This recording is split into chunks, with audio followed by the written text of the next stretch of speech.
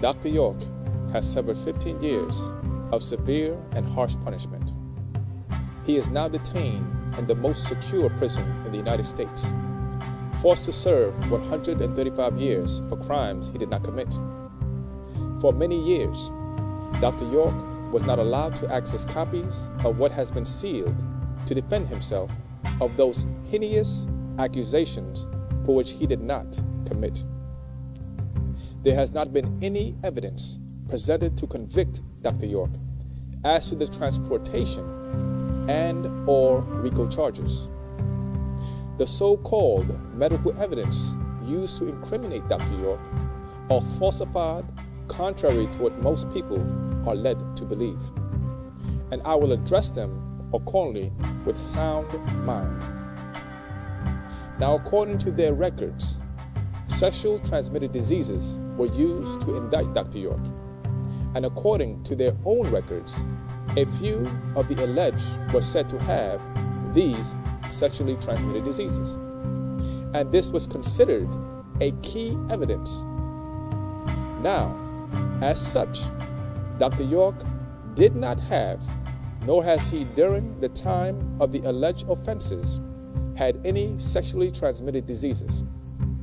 Dr. York was indeed framed by agents. False information was submitted into the courts against him. The prosecution deliberately misrepresented the truth against him. What is interesting to note is that Dr. York, on September 30th, 2009, outlined these facts in the pursuant to habeas corpus 28 U.S.C. section 2255. This was an attempt made to move the course to expediently quash the untrue indictment brought against Dr. York. One thing that I would like to put on record to those who are listening is that when Dr. York was arrested and falsely detained on May 8th, 2002, there was no indictment. There was no booking. They didn't know what to do. It wasn't until October of 2002, which is 5 months after this unlawful detention, that he was indicted and booked by none other than Acting Sheriff Howard Richard Seals. Now, the reason why is because they knew that they messed up. They knew that they detained a foreign diplomat and a consul general for the Republic of Liberia. Now, according to their own laws, this is a prosecutorial misconduct and prosecutorial vindictiveness. Now, it wasn't only agents of the FBI, but also Sheriff Howard Richard Seals, who suppressed evidence that would have exonerated him 15 years ago, which brings us to the point about the medical. There is absolutely no records that indicated any treatment of any sexually transmitted diseases. The false claim of sexually transmitted diseases was used unlawfully to frame, charge, and convict Dr. York. Dr. York himself has uncovered and raised the true facts in accordance to his own legal and medical history. This is also inclusive of all full medical and Bureau of Prisons medical records history. Now, during the months after Dr. York's arrest of May 8th, 2002, and having allegedly obtained positive STDs, medical results from a few of the alleged whom he was accused of having sexual relations with for years, up to and until the time of his arrest of May 8th, 2002. An unwarranted, forced body search was done on Dr. York. This was done on July 25th, 2002. Now, keep in mind what was mentioned earlier, that Dr. York was not indicted and was not booked until October of the same year. No evidence. On November 13th, 2002, Dr. York, counselor, was notified of evidence discovery materials.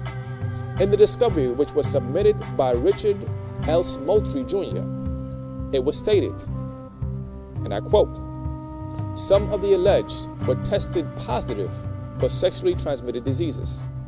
In fact, a total of 3 of the alleged. One was tested positive for chlamydia, one was tested positive for herpes simplex 2, and lastly, one was tested positive for both chlamydia and herpes simplex 2.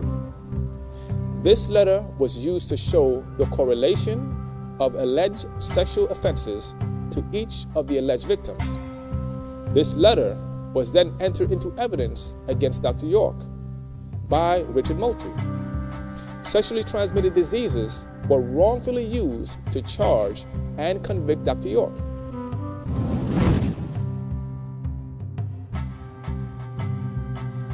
The disputing fact to this report is that at no time was Dr. York ever diagnosed as having chlamydia, and you can find the documents listed in the medical notes and laboratory reports outlined in the 2255.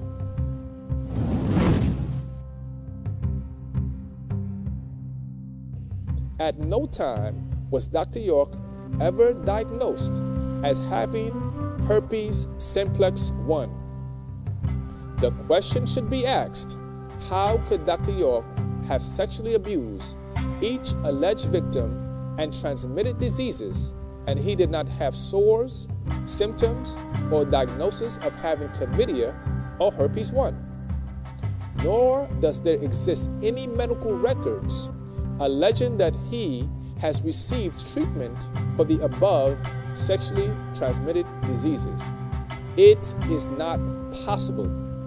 The only relevant tainted diagnosis of herpes simplex 2 came by way of a court-ordered body search on which inadvertently gave 2 federal agents the authority to unwarrantedly search and seize Dr. York's entire body to detain blood and cheek samples to analyze for any and all sexually transmitted diseases. There are further disputed facts about this matter. Dr. York did not have any sexually transmitted diseases prior to May 8, 2002, nor after such date and time. Confirmation of the fact are as follows. 1.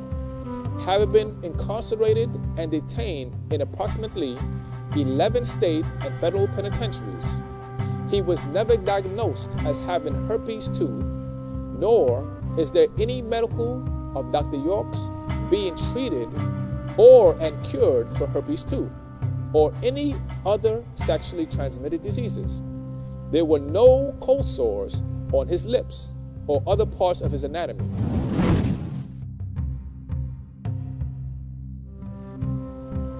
Dr. William S. Thompson has been Dr. York's private physician for approximately 7 to 8 years prior to Dr. York's arrest on May 8, 2002.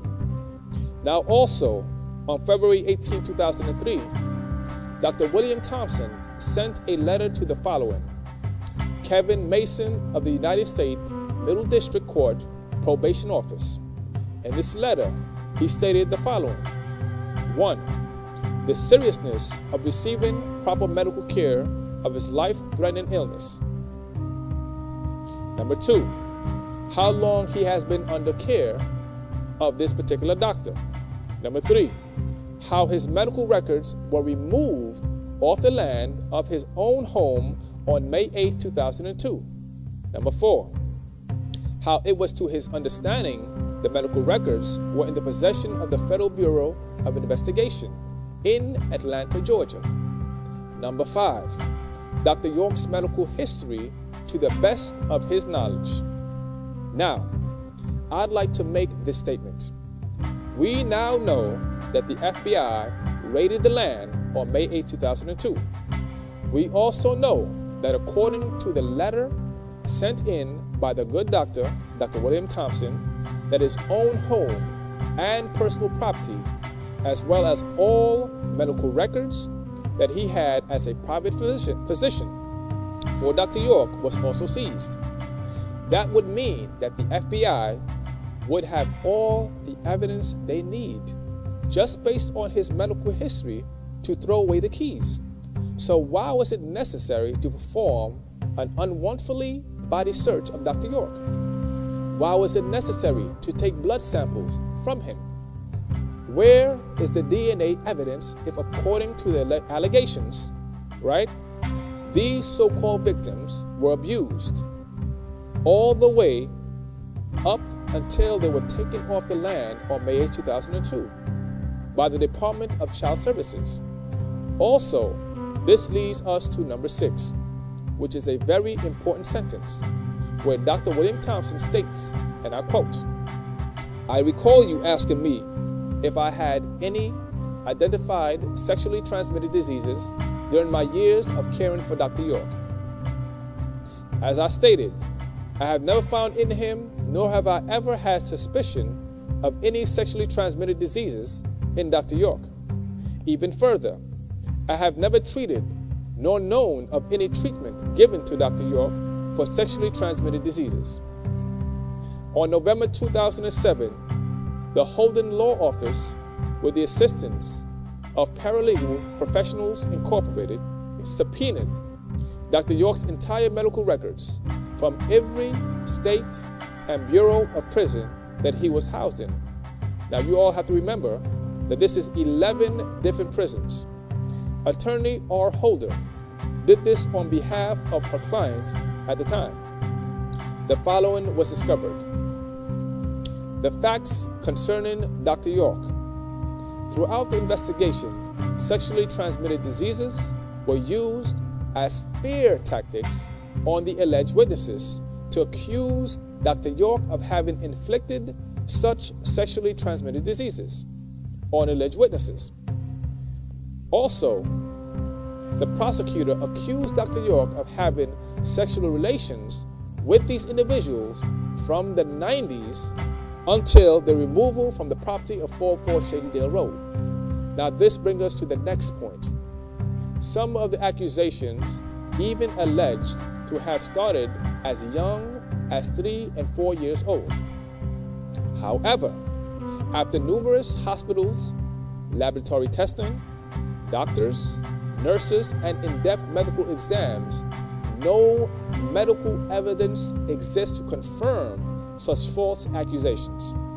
Further, there is no proof of evidence to support these sexually allegations against Dr. York.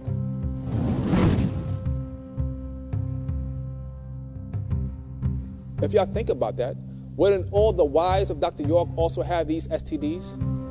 Remember, herpes simplex 1 and 2 is spread not only through contact, but also through sexual contact. Wouldn't any and every woman who has slept with Dr. York during that time also have these STDs? Wouldn't his children, conceived after the so-called alleged acts, that's from the 90s up until the point of the arrest, also have been physically affected? Now, allegedly, Dr. York was diagnosed by one medical report of federal agents as having herpes simplex 2. Yet there is absolutely no record of Dr. York being treated for this illness either before or after his arrest on May 8th of 2002. On or between April 1st of 1993 and May 7th of 2002. Also January 19, 2001, September 11th, 1996, September 11th, 1999, the exact dates being unknown to the grand jury in the state of Georgia.